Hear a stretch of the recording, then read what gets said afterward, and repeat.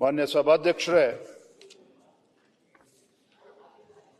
ಗೌರವಾನ್ವಿತ ಮುಖ್ಯಮಂತ್ರಿಗಳು ಹಣಕಾಸಿನ ಸಚಿವರಾಗಿರ್ತಕ್ಕಂಥ ಸಿದ್ದರಾಮಯ್ಯ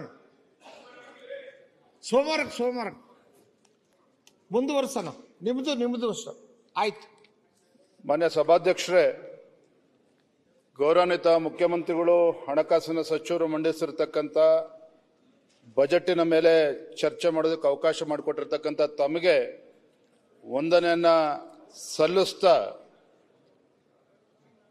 ಇತ್ತೀಚೆಗೆ ಹಣಕಾಸಿನ ಸಚಿವರು ಮಂಡನೆ ಮಾಡಿರ್ತಕ್ಕಂಥ ಬಜೆಟ್ ಅನ್ನ ಅವಲೋಕನ ಮಾಡಿದರೆ ಗೊತ್ತಾಗ್ತದೆ, ಈ ಬಜೆಟ್ನಿಂದಾಗಿ ರಾಜ್ಯದ ಯಾವುದೇ ವರ್ಗದ ಜನರಿಗೆ ಸಂತೃಪ್ತಿ ತಂದಿಲ್ಲ ಅಂತಕ್ಕಂಥದ್ದು ಸ್ಪಷ್ಟ. ಈ ನಾಡಿನಲ್ಲಿರ್ತಕ್ಕಂಥ ಕೃಷಿಕರು ಇರ್ಬೋದು, ಬಡವರಿರ್ಬೋದು, ಮಹಿಳೆಯರಿರ್ಬೋದು, ಯುವಕರು ಯಾರಿಗೂ ಸಹ ಈ ಬಜೆಟ್ ಒಂದು ರೀತಿ ನಿರಾಸೆಯನ್ನ ತಂದಿದೆ ಅನ್ನೋದನ್ನ ಈ ಸಂದರ್ಭದಲ್ಲಿ ಹೇಳೋದಕ್ಕೆ ಇಚ್ಛೆ ಪಡ್ತೇನೆ.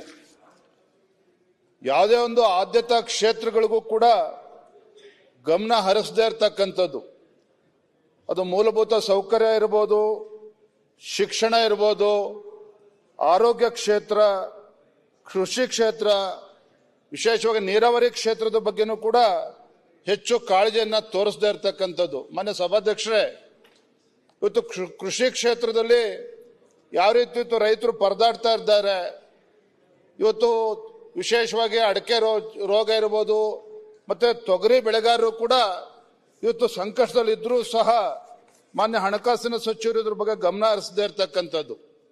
ವಿಶೇಷವಾಗಿ ನೀರಾವರಿ ಬಗ್ಗೆ ಸಾಕಷ್ಟು ಬಾರಿ ಸದನದ ಒಳಗಡೆ ಹಾಗೂ ಸದನದ ಹೊರಗಡೆ ಚರ್ಚೆ ಆಗಿದೆ. ಹಿಂದೆ ನಾವು ಹೇಳಿದ್ರು, ಕಾಂಗ್ರೆಸ್ ನಡೆಗೆ ಕೃಷ್ಣ ಕಡೆಗೆ ಅಂತ ಹೇಳಿ ರಾಜ್ಯದಲ್ಲಿ ಸರ್ಕಾರ ಅಧಿಕಾರಕ್ಕೆ ಬಂದ್ರೆ ಒಟ್ಟು 50,000 ಕೋಟಿನ ನೀಡ್ತೇವೆ, ಪ್ರತಿ ವರ್ಷ 10,000 ಕೋಟಿನ ಕೊಟ್ಟು ಆ ಸಮಸ್ಯೆನ ಬಗೆಹರಿಸ್ತೇವೆ ಅನ್ನೋ ಮಾತನ್ನು ಕೂಡ ನಾವು ಕೇಳಿದ್ವಿ.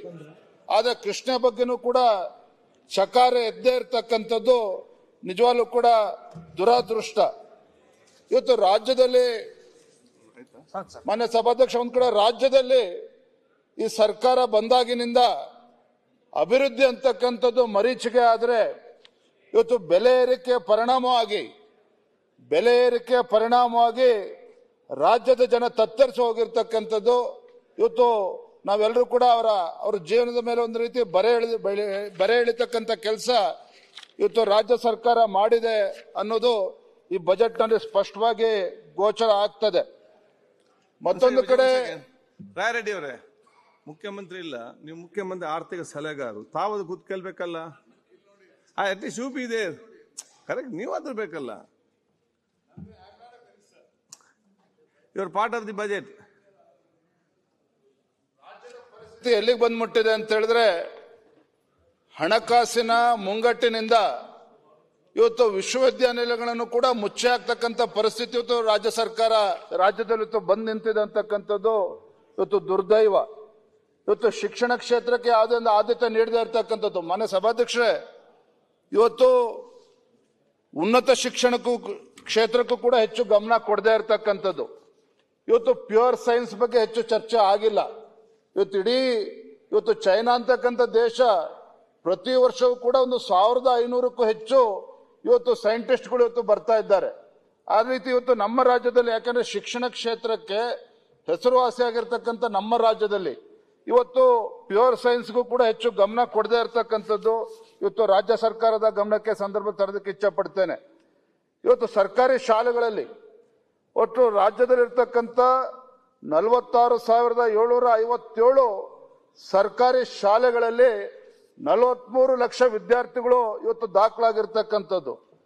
ಅದರ ಜೊತೆಲಿ ಇವತ್ತು ಖಾಸಗಿ ಶಾಲೆಗಳಲ್ಲಿ 16,450 ಖಾಸಗಿ ಶಾಲೆಗಳಲ್ಲಿ 47 ಲಕ್ಷ ವಿದ್ಯಾರ್ಥಿಗಳಿದ್ದಾರೆ. ಒಂದು ಕಡೆ 46,000 ಚಿಲ್ಲರೆ ಸರ್ಕಾರಿ ಶಾಲೆಗಳಲ್ಲಿ 43 ಲಕ್ಷ ವಿದ್ಯಾರ್ಥಿಗಳಿದ್ರೆ, ಇವತ್ತು 16,450 ಖಾಸಗಿ ಶಾಲೆಗಳಲ್ಲಿ 47 ಲಕ್ಷ ವಿದ್ಯಾರ್ಥಿಗಳು ದಾಖಲಾಗಿದ್ದಾರೆ ಅಂತ ಹೇಳಿದ್ರೆ, ಇವತ್ತು ಈ ಕ್ಷೇತ್ರದಲ್ಲಿ ಸರ್ಕಾರ ಗಮನ ಯಾವ ರೀತಿ ಹರಿಸ್ತಾ ಇದೆ ಇದರ ಬಗ್ಗೆನೂ ಕೂಡ ಚರ್ಚೆ ಹೆಚ್ಚು ಅವಶ್ಯಕತೆ ಇದೆ ಅನ್ನೋದನ್ನ ಈ ಸಂದರ್ಭದಲ್ಲಿ ನಾನು ಹೇಳೋದಕ್ಕೆ ಇಚ್ಛಪಡ್ತೇನೆ. ಇವತ್ತು ಅನೇಕ ವಿವಿಗಳಲ್ಲಿ ಸಾವಿರಾರು ಸಂಖ್ಯೆಯಲ್ಲಿ ಅರೆಕಾಲಿಕ ಉಪನ್ಯಾಸಕರಿದ್ದಾರೆ. ಒಂದು ಕಡೆ ಕಡಿಮೆ ವೇತನ, ಮತ್ತೊಂದು ಕಡೆ ಸೇವಾ ಭದ್ರತೆ ಇಲ್ಲದೇನೆ ಇವತ್ತು ಅವರು ಕೂಡ ಪರದಾಡ್ತಾ ಇರ್ತಕ್ಕಂಥದ್ದು ಕೂಡ ಈ ಸಂದರ್ಭದಲ್ಲಿ ಈ ಬಜೆಟ್ನಲ್ಲಿ ರಾಜ್ಯ ಸರ್ಕಾರ ಗಮನಿಸದೇ ಇರತಕ್ಕಂಥದ್ದು ದುರ್ದೈವ.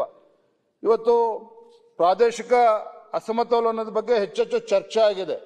ಆದರೆ ಮಾನ್ಯ ಹಣಕಾಸಿನ ಸಚಿವರು ಆಗಿರ್ತಕ್ಕಂಥ ಮಾನ್ಯ ಮುಖ್ಯಮಂತ್ರಿಗಳು ಉತ್ತರ ಕರ್ನಾಟಕದ ಒಂದು ಏನು ಪ್ರಾದೇಶಿಕ ಅಸಮಾನತೆಯ ಬಗ್ಗೆ ಹೆಚ್ಚು ಗಮನ ಹರಿಸದೇ ಇರತಕ್ಕಂಥದ್ದು ಕೂಡ ಇದು ದುರ್ದೈವ ಅಂತೇಳಿ ಸಂದರ್ಭ ಹೇಳೋದಕ್ಕೆ ಇಚ್ಛಪಡ್ತೇನೆ. ಮಾನ್ಯ ಸಭಾಧ್ಯಕ್ಷರೇ, ಇವತ್ತು ಒಂದೇ ಒಂದು ದಾಖಲೆ ಅಂತ ಹೇಳಿದ್ರೆ ವರ್ಷದಿಂದ ವರ್ಷಕ್ಕೆ, ಯಾಕೆಂತ ಹೇಳಿದ್ರೆ ಮಾನ್ಯ ಸಿದ್ದರಾಮಯ್ಯನವರು ತಮ್ಮ ಮೊದಲ ಬಜೆಟ್ 2004-2005 ಮಂಡನೆ ಮಾಡಿದ್ರು.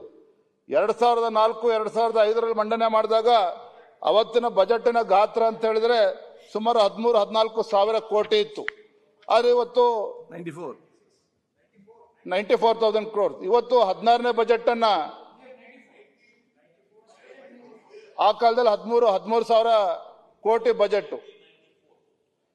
ಇವತ್ತೇನು 16ನೇ ಬಜೆಟ್ ಅನ್ನ ಮಂಡನೆ ಮಾಡಿದ್ದಾರೆ, ಸುಮಾರು 4,16,000 ಕೋಟಿ.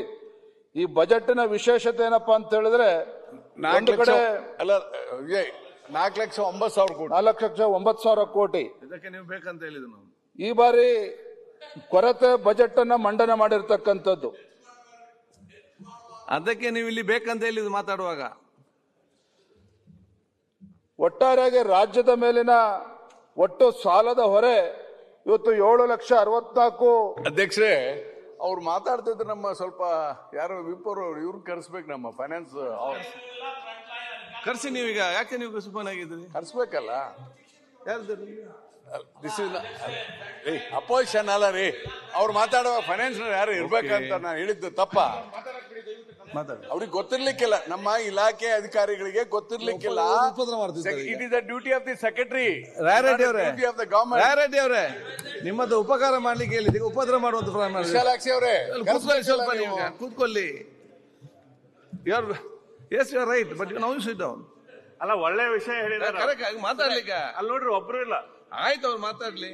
ಅಲ್ಲ, ನಿನ್ನೇನು ಇದಾಗಿದೆ. ಅಲ್ಲ, ಈಗ 3 ಜನ ಇದ್ದಾರೆ, ಸ್ವಲ್ಪ ಅರಿಯುವುದಿಲ್ಲ, ಬೇಗ ಮುಗಿಸಿ. ಈಗ ನೀವು ಹಂಗೆ ಹೇಳಿದ್ರೆ ಸರ್ಟಿಫಿಕೇಟ್ ಕೊಟ್ಬಿಡ್ತಾರೆ.